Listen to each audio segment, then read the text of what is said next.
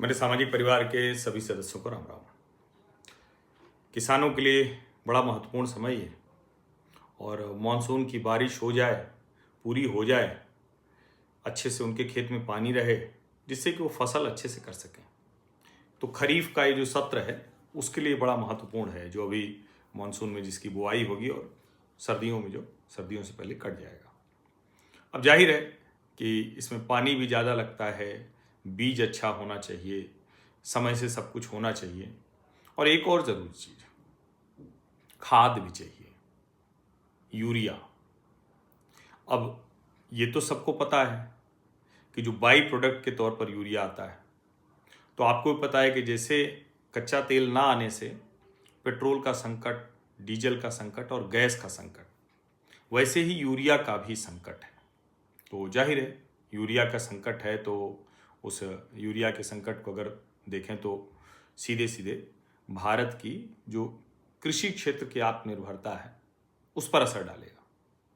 अब चूंकि यूरिया बड़ी महंगी हो गई, भारत सरकार जो खाद दे रही है उसको सस्ते में दे रही है, सब्सिडी देती है, सब कुछ करती है।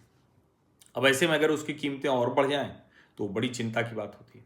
लेकिन अभी एक ये अच्छी खबर है और ये मैंने कहा कि आप लोगों को जानकारी होनी चाहिए। ये खबर ये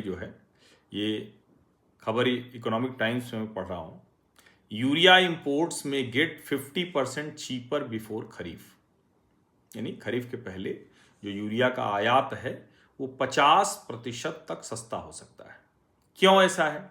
क्योंकि चीन ने आपूर्ति बहाल कर दी है और इसकी वजह से भारत का जो सब्सिडी का बिल है वो कम होगा। अब इसको अगर यूं भी समझें, भारत सरकार सब्सिडी देती है, किसानों पर उसका बर्डन बहुत नहीं पड़े, लेकिन जाहिर है कि जब बहुत कीमतें बढ़ती रहेंगी तो सप्लाई पर असर पड़ता है और अगर सप्लाई ही टाइट हो जाए तो उसकी कीमतें बहुत बढ़ती हैं, तो सब्सिडी की भी तो एक सीमा है। तो ऐसे भी ये बड़ा अच्छा है कि इस तरह की खबर आ रही है। और चूंकि ये हम लोग को जानना चाहिए कि यूरिया के मामले में भी हम सबसे बड़े आयातक हैं।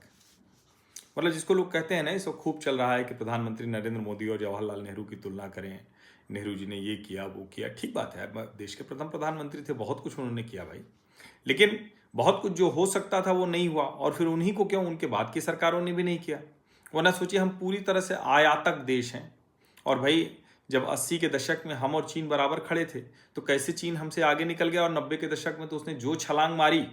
मतलब सोचिए थियानमेन चौक पर 4 जून 1989 को नरसंहार करने के बावजूद वो चलता चला गया, सारी कंपनियां वहां आ गई, उसने वो काम कर लिया। हम लोकतांत्रिक देश थे, हमारे यहाँ सब कुछ ठीक था, उसके बावजूद हम वो नहीं कर पाए। तो ये भी एक बड़ा सवाल है। अब इस सवाल का जवाब तो खोजना पड़ेगा। ये भारत सबसे बड़ा आयातक है यूरिया का भी। जो यूरिया हमारे देश में जो कुल खाद का उपभोग है उसका 45% है, यानी लगभग लगभग आधा समझ लीजिए, 1.7 मिलियन टन।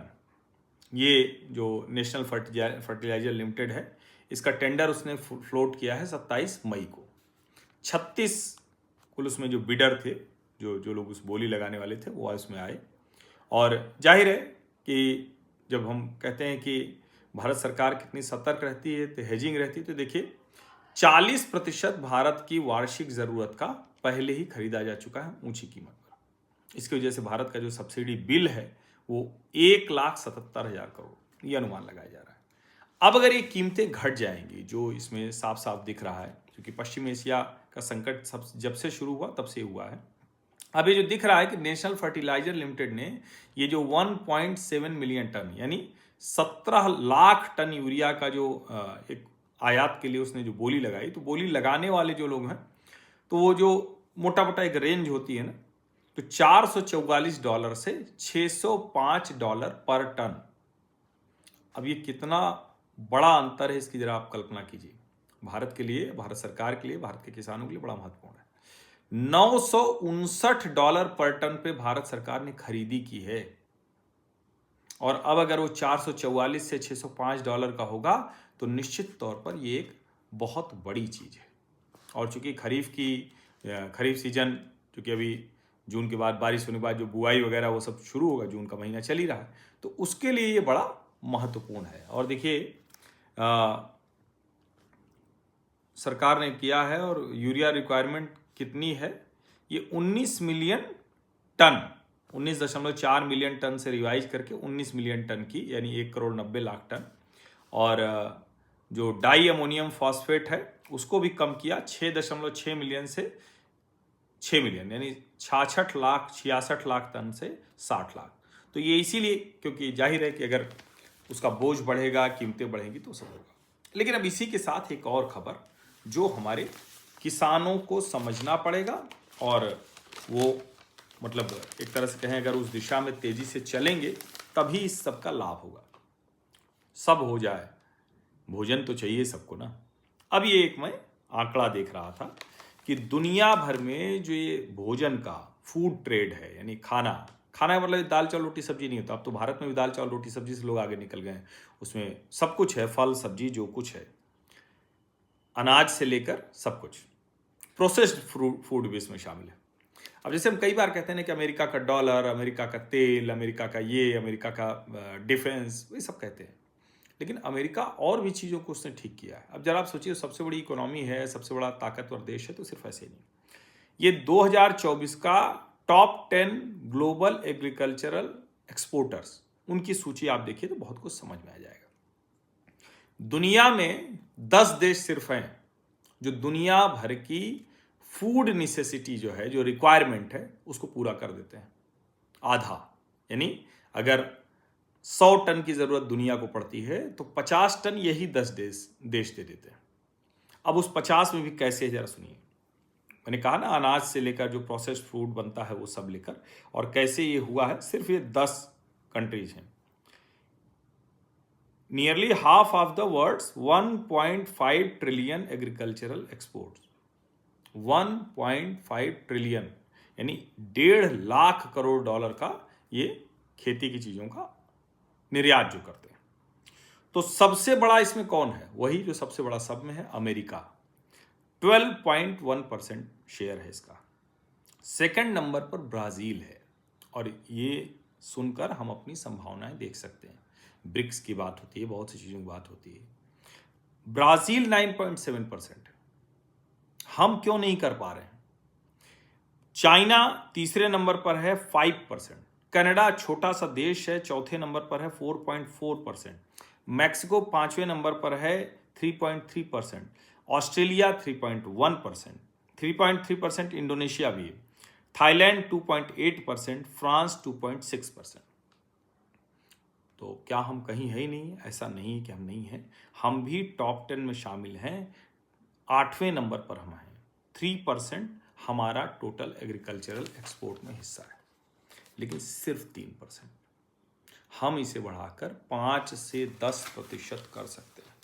अब इसके लिए एक चीज बहुत अच्छे से समझनी होगी, जिसको बार बार कहा जाता है, वो हमें गुणवत्ता पर ध्यान देना पड़ेगा। एमएसपी के लिए धान और गेहूं पैदा करना ये नहीं चलेगा।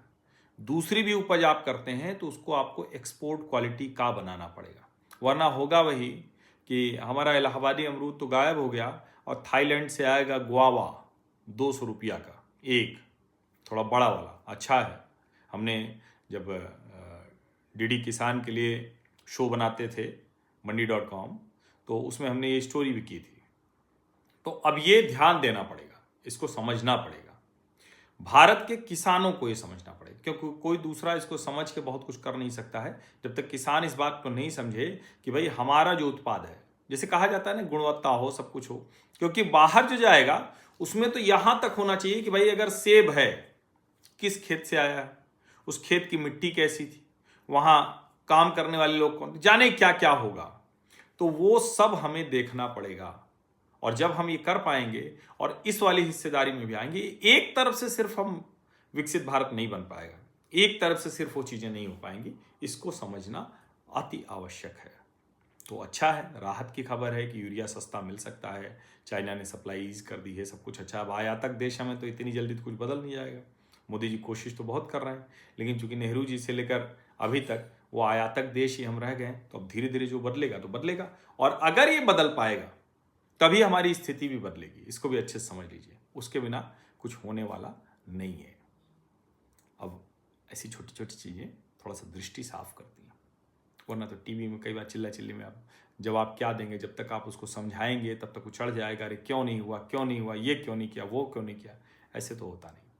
बहुत बहुत धन्यवाद। सब्सक्राइब अवश्य कर लीजिए, नोटिफिकेशन वाली घंटी दबा दीजिए, लाइक का बटन दबा दीजिए, अधिक से अधिक लोगों तक इस वीडियो को पहुंचा दीजिए। धन्यवाद।